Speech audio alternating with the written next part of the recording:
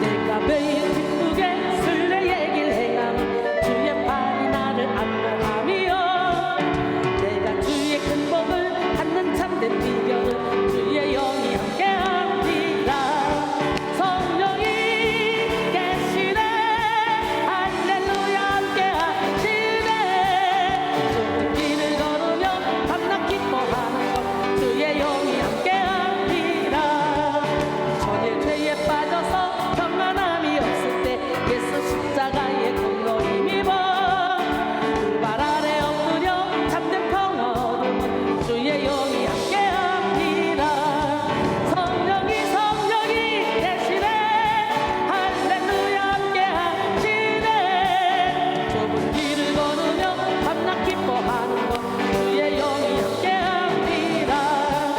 나와 동행하시고 모든 염려하시니 나는 숲의 새와 같이 기쁘다. 내가 기쁜 마음으로 주의 뜻을 행하면 주의 영이 함께합니다. 성령이 계시네 할렐루야 함께하시네 좁은 길을 걸으며 밤낮 기뻐하는 것 주의 영이 함께합니다.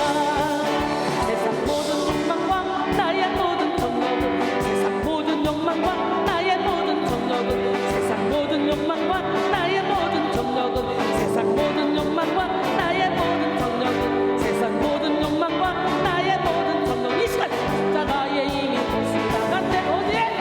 십자가에 이미 못을 박았네. 한 번 더. 세상 모든 욕망과 나의 모든 정욕은 십자가에 이미 못을 박았네. 어두운 밤이 지나고 뜨거운 짐 벗으니 주의 영이 함께합니다.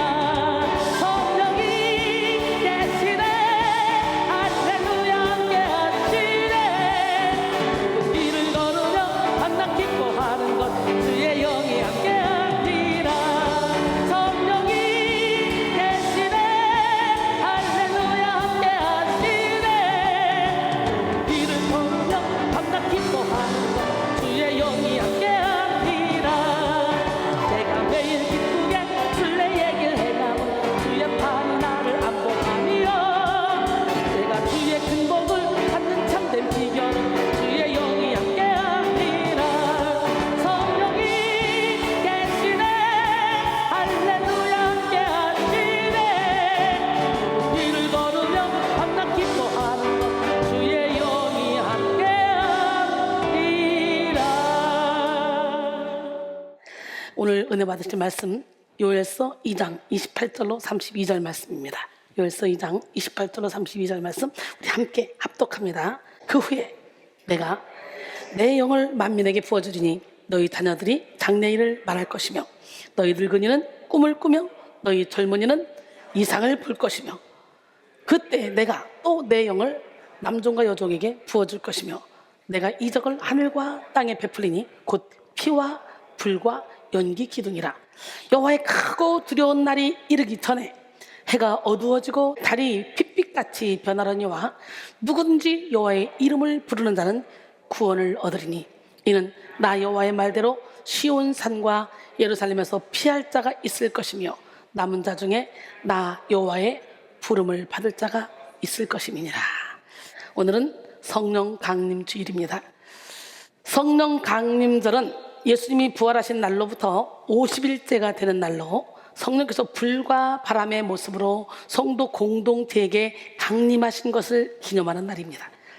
사망 권세를 이기시고 부활하신 예수님은 40일간을 이 땅에 머무시면서 흩어진 제자들을 모으시고 그들에게 사명을 부여하셨습니다. 하나님 나라의 일을 말씀하신 후 예루살렘 앞 베다니 마을 근처에서 승천하셨어요. 승천하시기 전 예수님은 사도들을 모으시고 그들에게 분부하여 말씀하셨습니다. 사도행전 1장 4절로 5절 예루살렘을 떠나지 말고 내게서 들은 바 아버지께서 약속하신 것을 기다리라. 요한은 물로 세례를 베풀었으나 너희는 몇 날이 못되어 성령으로 세례를 받으리라 하셨느니라. 당시 사도들은 예수님이 말씀하신 성령 세례가 무엇인지 이해하지 못했어요. 수천 년의 인류 역사 중에 성령 세례는 경험해 보지도 들어보지도 못한 것이었기 때문에 당시 유대인들이 알고 있던 세례는 물 세례가 전부였습니다. 예수님이 하늘나라로 가셔야 예수님이 보내신 성령이 오셔서 성령 세례를 받을 수 있는 거지. 성령 세례가 뭔지도 몰랐어요.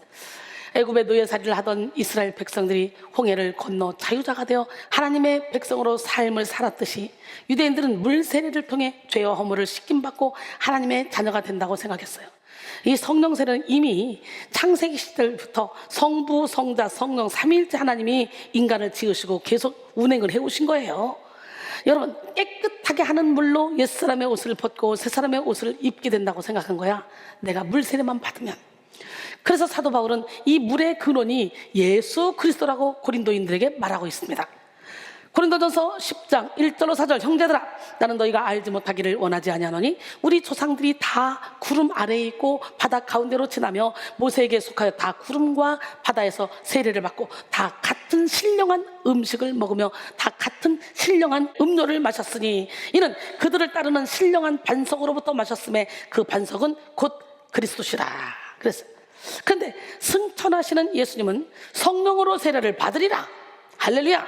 오늘 성령으로 세례를 받으리라. 그 후 오순절 성령 강림 사건으로 성령의 강한 임재와 역사를 통해서 예배하고 가르치고 선교하던 AD 1세기의 초대교회에서부터 성령의 역사에 의한 기독교의 주된 흐름이 형성되었습니다. 즉 초대교회의 역사는 곧 성령의 역사입니다. 영원 불변의 하나님의 말씀은 이런 성령의 역사에 사로잡힌 무리들에 의해 급속도로 전파되었고 자세히 기록되었습니다. 세례란 단지 물 세례를 의미하는 것이 아니라 예수 그리스도와 연합을 의미하는 것이며 옛사람은 죽고 새사람으로 태어났다는 의미가 담겨 있습니다. 예수님 말씀하신 성령 세례는 전적으로 하나님이 시작하고 하나님이 진행하며 하나님이 완성하시는 은혜의 과정입니다.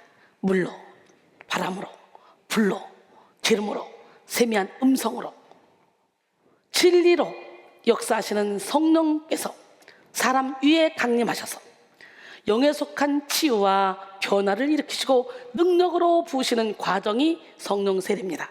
그래서 성령의 역사와 관계없는 물 세례는 있을 수 있으나 성령의 역사와 동떨어진 성령 세례는 있을 수가 없어요. 이 시간 우리는 성령의 강력한 역사가 넘치는 성령 세례를 받아야 돼요. 그럼 바뀌는 거예요.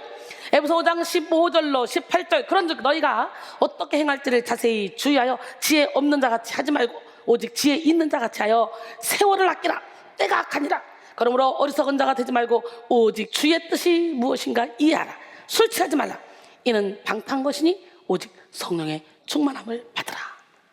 할렐루야.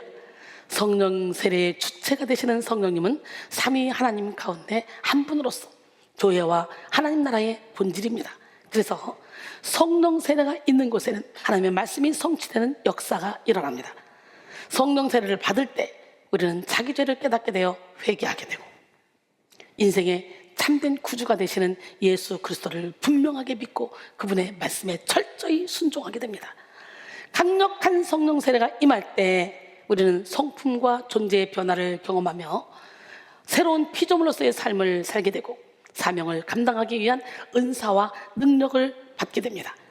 전폭적인 성령 세례 속에 우리의 자아를 부인하고 전 존재를 하나님께 내어드리기만 하면 성령 충만의 상태에 이르러 성령께 사로잡힌 거룩한 기쁨을 누리며 살아갈 수 있어요. 우리는 성령을 따라 행하면 육체의 욕심을 이루지 않습니다. 육의 생각은 영의 생각으로 바뀝니다. 어두웠던 우리의 내면은 빛으로 가득 채워집니다. 죄의 지배를 받던 우리의 삶이 성령의 인도를 받는 삶으로 변화됩니다. 참으로 성령님은 모든 문제의 해답이며 궁극적인 능력의 원천입니다. 제 아무리 똑똑하고 능력 있는 사람이라 할지라도 성령을 통하지 않으면 어떤 하나님의 일도 감당할 수 없습니다. 배운 것 없고 가진 것 없는 사람이라 할지라도 성령을 받기만 하면 땅끝까지 가서 주님의 증인이 될 수 있습니다. 하나님께서는 당신의 아들 예수님께도 성령을 기름 붓듯 부어주셨어요.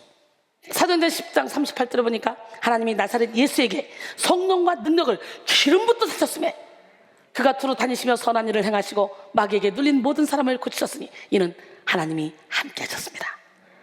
영국의 설교자 찰스 스펄전은 스스로 판단하기에도 형편없는 설교를 한 적이 있었습니다.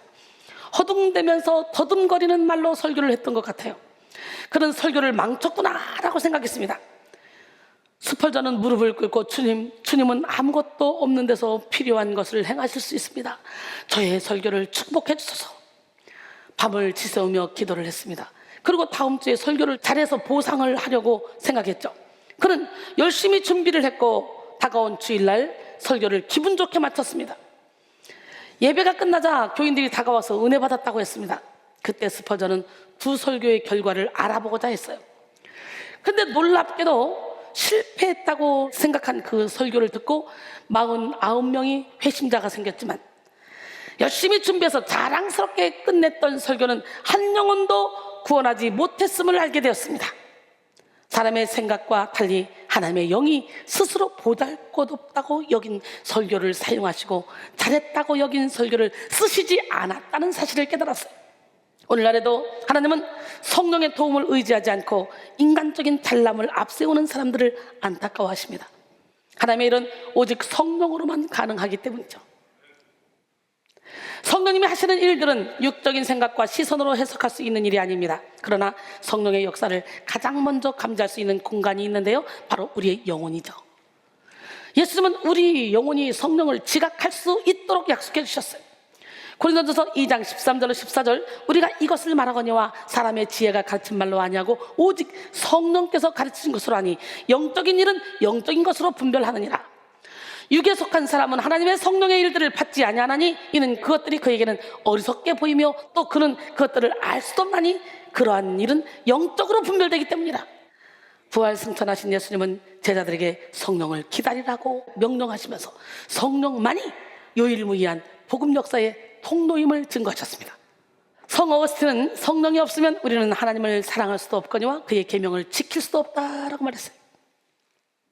사도행전 1장 8절 시작. 오직 성령이 너에게 임하시면 너희가 권능을 받고 예루살렘과 온 유대와 사마리아와 땅끝까지 이르러 내 증인이 되리라. 존 웨슬리는 예수 믿는 사람은 날마다 성령 세례를 받아야 한다고 말하면서 성령 세례는 곧 성결한 삶으로 드러난다 그랬어요. 성령 세례는 뭐로 드러나? 성령 세례를 받았나 안 받았나 열매로 보면 알아. 성결한 삶이야, 성결. 그리고 성령 세례를 받은 그리스도인이 누리는 기쁨을 다음과 같이 세 가지 차원으로 설명했습니다. 첫째로 성령으로 인한 기쁨은 자연적 원인이나 어떤 쾌활한 기분으로 주어지는 것이 아니라 하나님으로 말미암는 기쁨이다. 둘째로 이 기쁨은 양심의 무지에서 생기는 것이 아니라 영적인 눈이 환하게 밝아져서 항상 하나님이 자기에게 무엇을 말씀하시는지를 듣는 데서 오는 것이다. 셋째로 이 기쁨은 양심의 둔감에서 오는 것이 아니라 양심의 민감함에서 오는 것으로 날마다 하나님의 응답을 받는 기쁨이요 영예이다 라고 했습니다. 이 성령 세례를 받아야 되지 않겠어요? 성령으로 말미암는 그리스도의 기쁨은 하나님을 사랑하고 그 계명에 복종함으로 오는 기쁨이다. 바로 지금 우리는 성령 세례를 받고 성령 충만에 이르러야 합니다. 예수를 믿고 신앙생활 하면서도 남겨놓은 죄와 상처를 성령의 불로 태움받고 인간적인 욕심과 교만에 이끌려 제 마음대로 살려고 했던 인생을 성령의 기름으로 교정받아 성령 충만한 삶을 살아야 돼요. 성령의 엔진을 달고 성령의 기름을 넣고 성령의 날개를 달고 예루살렘과 온 유대와 사마리아 땅까지 붕붕붕붕붕붕붕 나르는 거예요. 제가 그래서 세계 지도를 딱 피면 이 끝에서 이 끝까지 다 갔다 왔잖아. 여러분, 말씀을 들으면서 깨달아져도 말씀대로 사라지지 않으면 성령 세례를 받아야 합니다. 신앙생활을 해도 활력이 없고 기쁨이 없다면 성령 세례를 받아야 합니다. 신앙생활을 오래 해도 변화가 일어나지 않고 여전히 내면 깊은 곳에서 역사하는 죄의 지배를 받고 있다면 우리는 성령 세례를 받아야 합니다. 아무리 신앙생활을 오래 하고 봉사를 해도 여전히 육신의 정욕, 안목의 정욕, 이생의 자랑을 쫓아가고 있다면 우리는 바로 성령 세례를 지금 받아야 됩니다. 주의 일을 하지만 능력이 나타나지 않는다면 성령 세례를 받아야 합니다. 사도신경을 고백할 때만 나는 성령을 믿으며 라고 말할 것이 아니라 매사에 성령을 믿고 성령의 인도를 받으며 성령 충만한 삶을 살아야 됩니다. 로마서 8장 13절로 14절 너희가 육신대로 살면 반드시 죽을 것이로되 영으로서 몸의 행실을 죽이면 살리니 무릇 하나님의 영으로 인도함을 받는 사람은 곧 하나님의 아들이라 그랬어요. 저는 이 음성을 유로와 같은 음성으로 크게 들었습니다. 오늘 하나님의 영으로 인도함을 받는 우리 모두가 되기를 원합니다. 성령 충만한 삶은 곧 천국의 의와 평강과 희락을 누리는 삶이요 성령의 열매를 풍성하게 맺는 삶입니다. 우리는 성령 충만하여 하나님의 뜻을 이룰 때 최대의 행복을 누릴 수 있습니다. 그래서 마틴 루터는 성령을 하나님의 현재라고 표현하면서 삼위일체 하나님은 성령으로 그 자신을 완전히 우리에게 내주신다고 말했습니다. 그러므로 바로 지금 우리는 성령 세례를 구해야 합니다. 하나님의 독생자 예수 그리스도도 성령으로 잉태하여 성령으로 성장하셨으며 성령으로 사역하시고 성령으로 십자가를 지시고 성령으로 부활하셨어요. 성육신하신 예수님은 우리에게 철저히 성령님에게 견인되는 삶의 본을 보여주셨습니다. 누가복음 4장 18절로 19절 주의 성령이 내게 임하셨으니 이는 가난한 자에게 복음을 전하게 하시려고 내게 기름을 부으시고 나를 보내서 포로된 자에게 자유를, 눈먼 자에게 다시 보게 함을 전파하며 눌린 자를 자유롭게 하고 주의 은혜의 해를 전파하게 하려 하십니다. 주의 영이 내게 임하셨으니 나의 죄를 씻어주시리. 주의 영이 내게 임하셨으니 나를 새롭게 해주시리. 주의 영이 내게 임하셨으니 주의 권능 얻으리. 주의 영이 내게 임하셨으니 주의 복음 전하리라. 가난한 자에게 아름다운 소식을 전하게 하시려 기름 부어 주시네. 마음이 상한 자 고치며 독소된 자에게 자유를, 갇힌 자에게 또 힘을 선포하겠네. 눈먼 자에게 다시 보게 함을, 눌린 자를 자유롭게 주의 은혜에 해를 전파하리라. 마음이 상한 자 고치며 독소된 자에게 자유를, 갇힌 자에게 또 힘을 선포하겠네. 눈먼 자에게 다시 보게 함을, 눌린 자를 자유롭게 주의 은혜에 해를 전파하리라. 주의 은혜에 해를 전파하리라.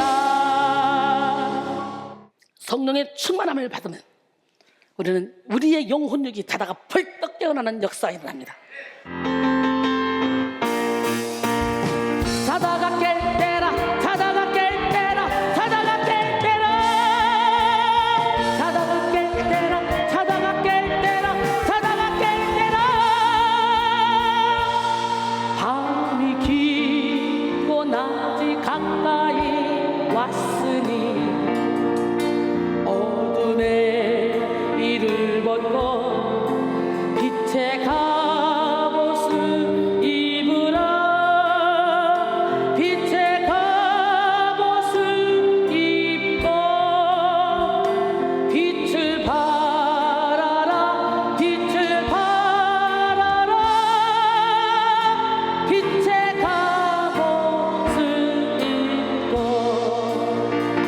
낮에와 같이 단정히 행하고 방탕하지 말지라. 술 취하지 말고 음란하지 말고 호색하지 말지라. 다투지도 말고 취하지 말고 육체 일을 따르지 마라.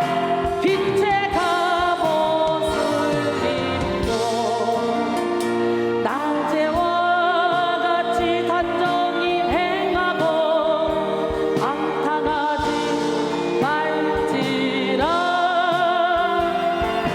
술 취하지 말고 음란하지 말고 호색하지 말지라.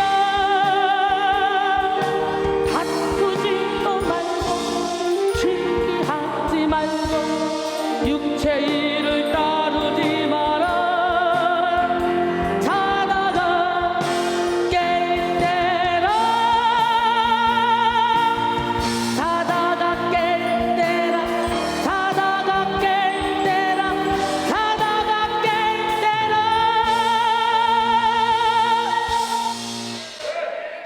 여러분의 영혼력이 벌떡 일어나지죠? 모닝콜을 이걸 해놓으면 그냥 막 자다가 깰 때나 나면 벌떡 일어나지더라고. 저도 모닝콜 이거 해놓고 있어요. 예, 여러분 영이 깨어나야 돼. 그러기 위해서는 성령 세례를 받아야 돼. 요한복음 3장 34절에 하나님이 보내신 이는 하나님의 말씀을 하라니 이는 하나님이 성령을 한량없이 주심이니라 그랬어요. 하나님이 보내신 이가 예수님이잖아. 하나님의 아들인데도 한량없이 부어줬다는, 오늘 성령을 한량없이 받기를 원해요. 예수님이 제자들에게 선포하신 말씀의 포인트도 성령에 있었습니다. 예수님은 3년을 동고동락한 제자들에게 어떤 수련이나 학습을 강조하지 않고 오직 성령을 받으라고 말씀하셨어요. 지금은 제자들이 예수님의 말씀을 깨닫지 못하고 육의 욕심과 무지에 사로잡혀 미련한 죄를 반복하고 있어도 진리의 성령이 오시면 그들은 모든 진리 가운데로 인도되어질 것이라고 말하며 모든 소망을 하나님께 두셨습니다. 라인하르트 본케는 기독교의 모든 생명은 성령 안에 있다. 성령으로 말미암아 하나님의 아들은 기름 부음 받은 자가 되었다. 우리도 성령 안에서 행하고 성령 안에서 사랑하며 성령 안에서 살며 성령으로 충만하고 성령으로 노래하며 성령의 열매를 맺어야 한다라고 했습니다. 할렐루야. 예, 요한복음 7장 37절 39절 명절 끝날 곧 큰 날에 예수께서 서서 외쳐 이르시되 누구든지 목마르거든 내게로 와서 마시라. 나를 믿는 자는 성경의 이름과 같이 그 배에서 생수의 강이 흘러나오리라. 이는 그를 믿는 자들이 받을 성령을 가리켜 하신 말씀이라. 생수의 강이 뭐라고? 성령. 오늘 여러분 배에서 생수의 강이 넘쳐나기를 원해. 요한복음 16장 13절로 14절 그러나 진리의 성령이 오시면 그가 너희를 모든 진리 가운데로 인도하시리. 그가 스스로 말하지 않고 오직 들은 것을 말하며 장래 일을 너희에게 알리시리라. 그가 내 영광을 나타내리니 내 것을 가지고 너희에게 알리시겠습니다. 그랬어요. 참으로 제자들은 성령을 받기 전까지 영적 깨달음을 얻지 못했습니다. 그들은 예수님이 행하신 수많은 기적을 눈으로 보고 그들도 예수님의 가르침을 따라 병을 고치고 귀신을 쫓아내는 기적을 행했지만 예수님이 선포하신 진리를 깊이 있게 깨닫지는 못했습니다. 그래서 예수님이 승천하시는 때에도 제자들 중에는 의심의 마음을 품는 사람도 있었고 육적인 욕심을 드러내는 사람도 있었어요. 우리는 깨달음 이전에 무엇이 우선되어야 하는지 정확하게 파악해야 됩니다. 성령이 임하셔야만 비로소 안개 낀 것 같은 인간의 의식 구조가 맑아지기 시작합니다. 성령을 받지 못한 인간은 육신의 정욕, 안목의 정욕, 이생의 자랑을 따라가는 것이 오히려 당연하죠. 제자들은 성령을 받으면 이스라엘 나라가 회복되냐고 묻기도 했습니다. 사도행전 1장 6절에 보니까 그들이 모였을 때에 예수께 여쭈어 이르되 주께서 이스라엘 나라를 회복하심이 이때니까 하니 이랬을 때 때와 시기는 아버지께서 자기의 권한에 두셨나니 너희가 알 바가 아니라고 말씀하시죠. 여러분, 예수님은 단 한 번도 이스라엘의 정치적, 경제적 메시아가 되어주겠다고 말씀하신 적이 없었어요. 그러나 사도들은 자신들의 육적인 욕심을 버리지 못했습니다. 성령 세례를 받지 못한 제자들의 최대 소망은 이스라엘 나라가 회복되는 것이었고 이를 통해 그들이 정치적으로, 경제적으로 혜택을 입는 것이었습니다. 예수님이 당시 로마의 식민지하에 있는 자신들의 고된 인생의 현실적인 구원자가 되어주기를 원했습니다. 하나님의 뜻이나 예수님의 말씀보다 육의 필요에 함몰되었고 사사로운 이기심에 사로잡혔죠. 그러나 그들은 예수님이 승천하신 후에 예수님의 명령대로 예루살렘에 머물며 기도했습니다. 예루살렘을 떠나지 않는 일은 당시 제자들에게 쉬운 일이 아니었어요. 왜? 예루살렘은 예수님이 십자가에 못 박히신 곳이고 예루살렘에는 예수님을 핍박했던 많은 바리새인과 서기관들, 장로들, 빌라도 같은 정치인들이 고스란히 세력을 장악하고 있으면서 예수님의 남은 세력을 적대시하고 있었습니다. 그러니 제자들의 입장에서 예루살렘에 머문다는 것은 위협과 핍박과 고난을 각오해야 하는 그런 일이었어요. 여러분, 성령님도 사도 바울이 가는 곳곳마다 위로와 환대가 아니라 결박과 환난이 기다리고 있다고 미리 말씀해 주셨잖아요. 그런데 여기서 중요한 것은 성령님은 결박과 환난이 있을 것이라고 알려주시면서 그걸 알아서 피하라고 하지 않으셨어요. 앞에 있을 예견된 사실을 알려주실 뿐 그것에 대해 어떻게 대처하고 맞이할 것인지는 진정으로 바울 자신의 판단과 결정에 맡기셨어요.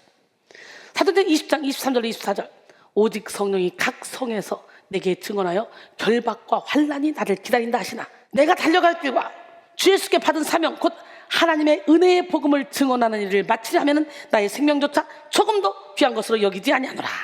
멋지지 않습니까? 성령께서 가르쳐 주셨어요. 환난과 결박이 너를 기다리고 있다. 너 가면 잡힐 거다. 알려주셨지만 가겠다는 거야. 생명 걸고 복음을 증거하러. 멋지죠? 예수님의 제자들 역시 약속하신 성령을 기다리라는 예수님의 마지막 명령에 순종해서 예루살렘에 머물면서 기도하기로 결심했죠. 성령이 언제 오실지 정확한 때도 알지 못했지만 그들은 기도에 몰입해서 성령을 기다렸습니다.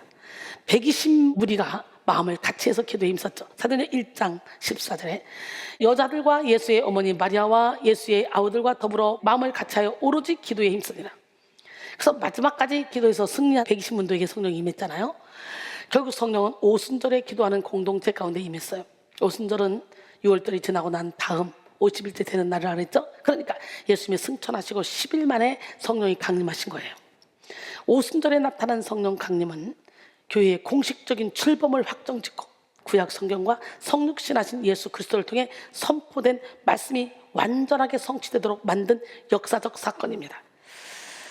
사도행전 2장 1절로 4절 보니까 오순절 날이 이미 이름에 그들이 다 같이 한 곳에 모였더니 호련히 하늘로부터 급하고 강한 바람 같은 소리가 있어 그들이 앉은 온 집에 가득하며 마치 불의 혀처럼 갈라지는 것들이 그들에게 보여 각 사람 위에 하나씩 임하여 있더니 그들이 다 성령의 충만함을 받고 성령이 말하게 하심을 따라 다른 언어들로 말하기를 시작하니라. 할렐루야.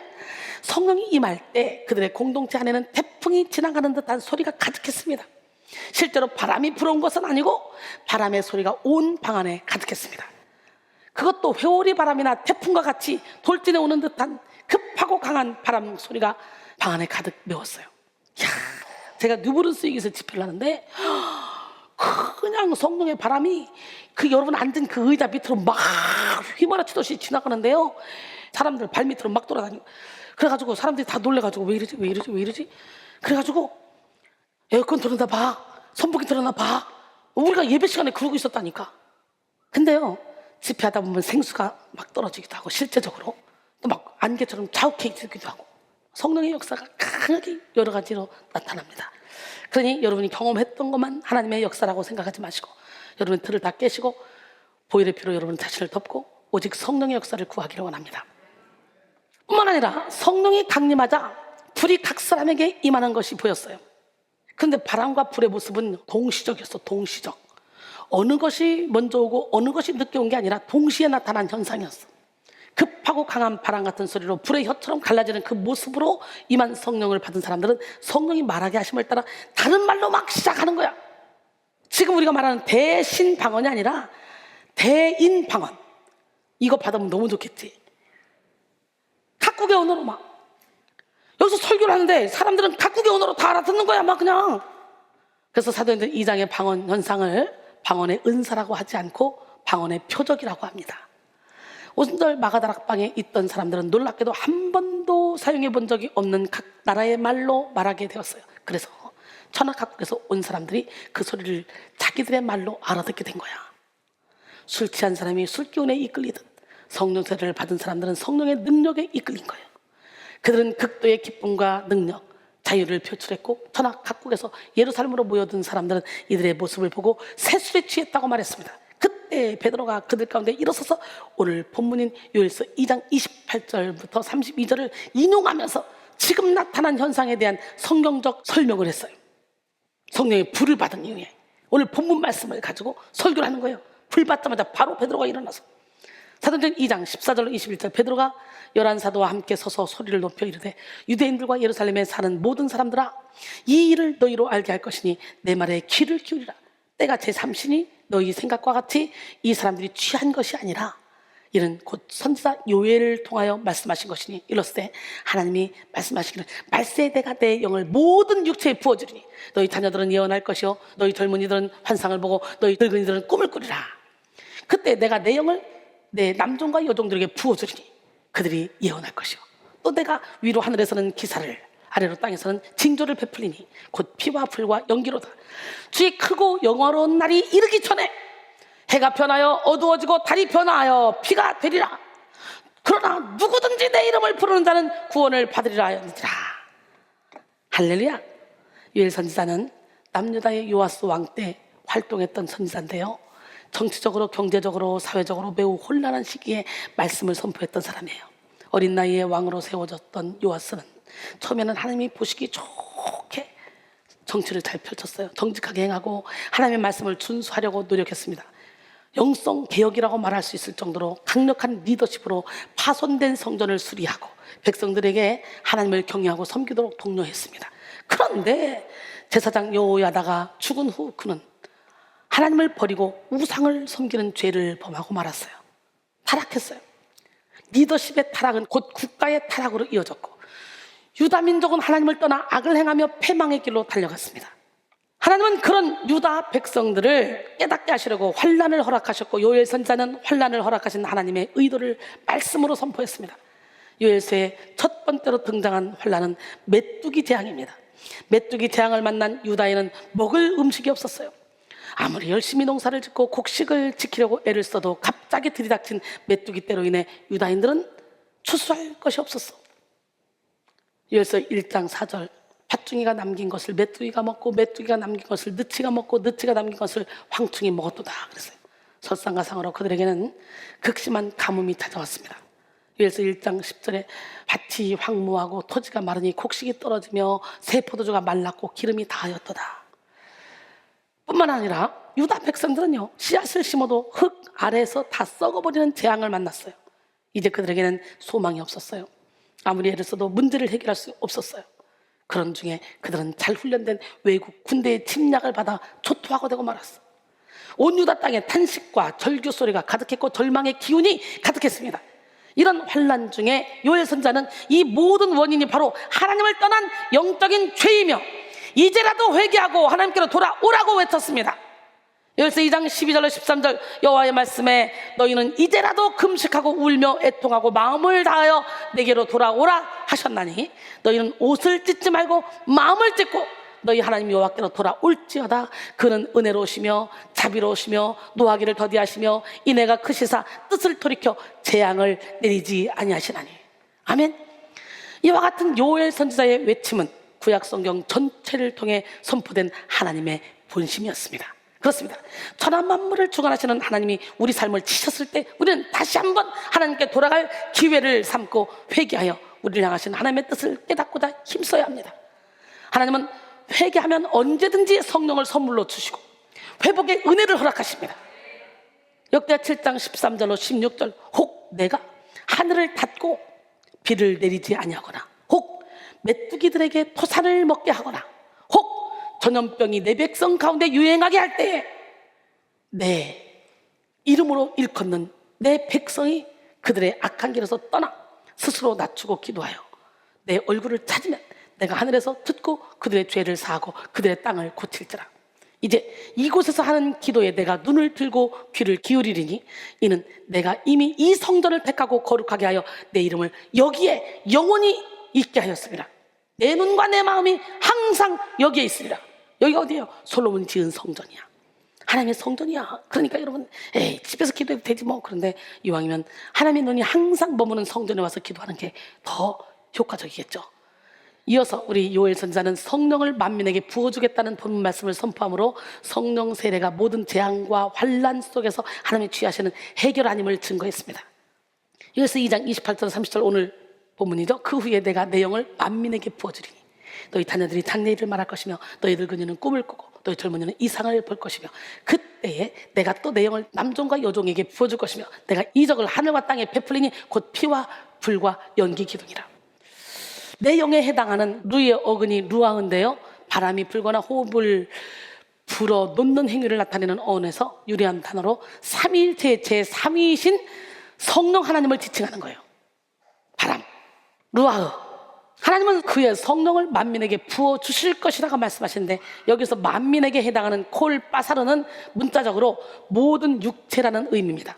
살아계신 하나님은 애통한 마음으로 회개하며 은혜를 구하는 자에게 성령 세례를 허락해 주십니다.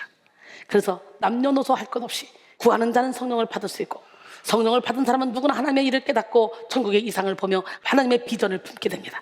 요엘은 너무 나이가 많아서 더 이상 꿈꿀 수 없는 늙은이도 주의 영을 받으면 꿈을 꿀 수 있고 또 너무 어려서 이치 분별을 할 수 없는 자녀들도 성령을 받으면 장래일을 말한다고 했어요. 뿐만 아니라 절망스러운 상황 속에서 체념할 수밖에 없는 젊은이들도 성령을 받으면 이상을 본다 그랬어요. 오늘 우리도 성령 세례를 받으면 문제 많은 삶 속에서 문제를 이기는 삶을 살 수 있습니다. 저는 예수를 믿으려면 내 주먹을 믿으시오, 상을 주시면 밥상을 주시오. 그래서 야야야야, 네가 뭔가 허전하고 기댈 곳이 없으니까 뭐 신을 믿는다 그러지, 야 차라리 나를 믿어봐, 나를 믿어, 내가 밥 사줄게. 예수 믿으면 밥을 주냐 떡을 주냐 막 그러면서 비판했던 사람이에요.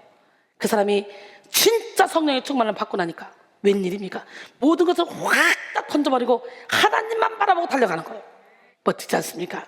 우리의 삶이 요엘의 시대처럼 여러 가지 재앙과 기근, 전쟁이 만연하여 문제가 끊이지 않을지라도 성령 세례를 받으면 하늘의 지혜, 하늘의 능력으로 문제의 이면을 보고 문제를 능동적으로 해결하며 환경을 초월하는 삶을 살 수 있습니다. 도널드 지인은 성령은 신학적 도그마의 주체가 아니라 타오르는 경험의 대상이라고 말했습니다. 우리는 지금 물로, 바람으로, 기름 부음으로, 진리로, 불로, 세미한 음성으로 역사하는 성령의 세례를 받고 성령의 능력을 경험해야 돼요. 언제? 지금! 스가랴 4장 6절로 7절 스룹바벨에게 하신 하나님의 말씀이 이러하니라. 만군의 여호와께서 말씀하시되 이는 힘으로 되지 아니하고 능력으로 되지 아니하고 오직 나의 영으로 되느니라. 큰 사람, 네가 무엇이냐? 너는 스룹바벨 앞에서 평지가 되리라. 문제가 아니야. 하나님만 주인으로 모시고 있으면, 성령의 세례만 받으면 주님의 사랑으로 모든 사람을 사랑할 수 있는 거예요. 원수까지도 사랑할 수 있는 거예요. 요엘은 여호와의 크고 두려운 날이 이르기 전에 메뚜기 재앙이나 가뭄보다 더 큰 환란이 와서 해가 어두워지고 달이 핏빛같이 변해도 여호와의 이름을 부르는 사람은 누구든지 구원을 받는다고 말하고 있어요. 요엘서 2장 31절로 32절, 여호와의 크고 두려운 날이 이르기 전에 해가 어두워지고 달이 핏빛같이 변하려니와 누구든지 여호와의 이름을 부르는 자는 구원을 얻으리니 이는 나 여호와의 말대로 시온산과 예루살렘에서 피할 자가 있을 것이며 남은 자 중에 나 여호와의 부름을 받은 자가 있을 것임이니라 그랬어요. 참으로 성령의 세례를 받은 자에게는 여호와의 크고 두려운 날이 재앙이 아니라 축복의 날이고 회복의 날이고 보상의 날입니다. 여러분, 여호와의 크고 두려운 날이 오면 제대로 믿지 않았던 사람들은 두려움의 날이잖아요. 심판의 날이잖아요. 잘 믿었던 우리는 축복의 날이야. 그 날이 지구에 종말이 와도 우리는 그 날이 천국으로 가는 행복한 날이야. 할렐루야. 여호와의 이름을 부르며 성령의 세례를 받은 사람은 예수 그리스도께 피하여 모든 사망 권세를 이기고 현세와 내세의 천국의 복을 누리게 됩니다. 그러므로 우리는 회개하는 심령으로 성령을 구하고 성령 세례를 받아야 합니다. 성령을 구하고 찾고 두드려서 성령 세례를 받고 성령 세례로 말미암은 존재의 변화, 능력의 변화, 삶의 변화를 체험하는 우리 모두가 되기를 바랍니다. 5절 성령 강림을 체험한 베드로는 이러한 요엘의 예언이 정확하게 실현된 것을 체험하고 오늘 본문 말씀을 많은 사람들에게 선포했습니다. 성령을 받기 전에는 베드로도 두려움이 많고 의심이 많았어요. 그죠? 자기 의가 앞서서 예수님께 꾸중을 듣는 일도 있었고, 예수님이 붙잡혔을 때 예수님을 3번이나 부인하기도 했어요. 배신하기도 했어요. 계집종 앞에서까지 큰 소리 뻥뻥 쳤잖아. 죽는 그 시간까지 함께 가겠다고. 그랬던 베드로가 그렇게 연약했어요. 하지만 성령을 받고 난 베드로는 담대해져서 장래 일을 말할 만큼 지혜를 얻었고 하나님의 꿈으로 인해 열정이 불타올랐어요. 이상과 환상을 보며 영적 진리를 깨달았고 거침없이 복음을 전파하는 설교자가 되었어요. 그래서 요엘서 말씀을 선포한 베드로는 계속해서 예수 그리스도의 죽으심과 부활을 증언했고 체계적으로 심층적으로 구약 성경을 인용하면서 담대하게 복음을 전파해서 듣는 이들에게 회개를 촉구했습니다. 이러한 설교를 들은 사람들이 3,000명, 5,000명 회개하고 돌아오는 역사가 일어나. 할렐루야. 베드로의 설교를 들은 사람이 마음에 찔림을 얻고 우리가 어찌해야 할꼬, 우리가 어떻게 구원을 받습니까? 그럴 때 베드로는 회개하고 예수의 이름으로 세례를 받으면 성령을 선물로 받게 될 것이라고 말하죠. 그리고 이 약속은 제한 없이 하나님이 부르신 자들에게 적용되는 것이라고 말합니다. 사도행전 2장 38절로 39절까지 보니까 이런 베드로의 선포를 듣고 신자가 된 사람이 3,000명이나 됐잖아요. 그 이후에도 설교할 때 5,000명이 돌아오는 역사가 일어나. 여러분, 베드로같이 성령을 받은 사도들도 이전의 어리석은 욕심과 여러 가지 육적인 속성을 다 벗어버리고 담대하고 지혜로운 성령의 사람으로 변화됐잖아요. 베드로의 설교를 듣고 회심한 사람들이 하나같이 성령 세례를 받고 성령을 체험하며 뜨거운 열정과 순수한 사랑으로 가득한 초대교회의 구성원이 됐어. 성령 세례를 받은 초대교인들은 이제 막 예수를 믿기 시작했어도 예수님의 사랑과 용서, 섬김과 희생의 정신을 따르며 아름다운 천국 공동체를 만들어갔어요. 사도행전 2장 43절 이하에 쫙 보면요, 누구라도 다 자기 것이라고 한 것이 없어 물건을 서로 통용해서 또 재산을 팔아서 서로가 먹고 마시고 나누며 아름다운 공동체를, 천국 공동체를 이루었습니다. 이렇게 성령 세례가 있는 곳에 영혼이 살아나고, 가정이 살아나고, 교회가 살아나고, 나라가 세워지는 부흥의 역사가 일어나. 그것이 우리 교회잖아. 우리 교회는 가족들이 막, 가정들이 다 회복되잖아요. 예, 우리 교회는 막 인간관계가 다 회복되잖아요. 성령 세례만 받으면 돼. 전혀 다른 삶을 살게 돼. 너무너무 행복한 삶을 살게 돼. 그 길이 열렸어. 성령의 세례를 받은 심령마다 이기적인 마음을 버리고 이타적인 사랑과 나눔을 실천하게 되고 기쁨과 순전한 마음으로 하나님을 찬미하게 됩니다. 사도행전 4장 4절에 말씀을 들은 사람 중에 믿는 자가 많으니 남자의 수가 약 5천이나 되더라 그랬잖아요. 그러니까 처음 설교할 때 3천, 그 다음에 설교할 때 5천. 아이고 할렐루야. 예, 여러분, 조정민 목사가 쓴 책 왜 성령인가 해서, 왜 성령인가? 내 탐욕을 이기고 나 자신을 이기는 유일한 길이기 때문이다. 왜 성령인가? 크리스천이 크리스천일 수 있는 유일한 길이기 때문이다. 왜 성령인가? 교회가 교회일 수 있는 유일한 길이기 때문이다. 성령이 오셔야 옛사람이 무너지고 새사람으로 산다. 왜 예수인지, 왜 성령인지 그 깨달음을 얻는 사람이 진정한 크리스천이 되기 때문이다 라고 했습니다. 뿐만 아니라 성령의 세례를 받은 사람은 문제보다 더 큰 능력을 받게 되는 거예요. 인생에 닥쳐오는 모든 재앙과 환난 속에서도 넉넉히 이길 수 있는 힘을 얻게 되고 영원하고 참된 피난처가 되시는 예수 그리스도께 주목할 수 있는 눈이 열립니다. 너무 신기해요. 제가 성령 세례를 받고 나니까 싫은 사람이 없고 미운 사람이 없고 이해되지 않는 사람이 있고 용서되지 않는 사람이 없어요. 이 세상 가운데 막 나쁜 짓을 하고 다니는 그 사람들조차도 사랑하고, 그 사람들조차도 불쌍히 여겨지고, 그 사람들도 구원받은 대상이라고 생각이 되고, 그렇게 바뀌는 거예요. 정죄 판단이 없어져요. 성령 세례를 받으면. 예수님을 죄인을 위해서 왔잖아. 오늘 우리는 삶에서 열매를 맺기를 위해 성령으로 세례를 반드시 받아야 돼.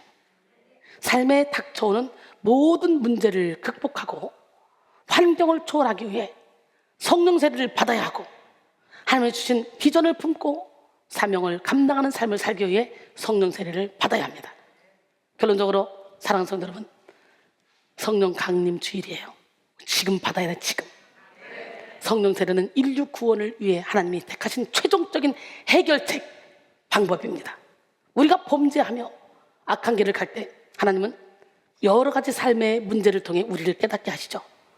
애통하는 마음으로 회개하는 자에게 하나님은 성령을 부어주십니다. 우리가 예수 그리스도를 의지해서 전심으로 성령을 구할 때 하나님은 성령 세례를 허락하시고 성령 세례를 통해 우리를 거듭나게 하시고 치유하시고 자유케 하시고 능력으로 온전케 하십니다. 이 시간 성령 세례를 받고 성령 충만한 상태까지 나갑시다. 성령으로 장래일을 말하고, 성령으로 꿈을 꾸고, 성령으로 환상과 이상을 봄으로 말세의 여러 가지 문제 속에서도 하나님의 뜻을 이루는 우리 모두가 됩시다. 바로 지금 여러분 모두가 성령 세례를 받고 영적 권능을 받아 변화와 치유를 경험하고 열매 맺는 삶을 사시기를 바랍니다.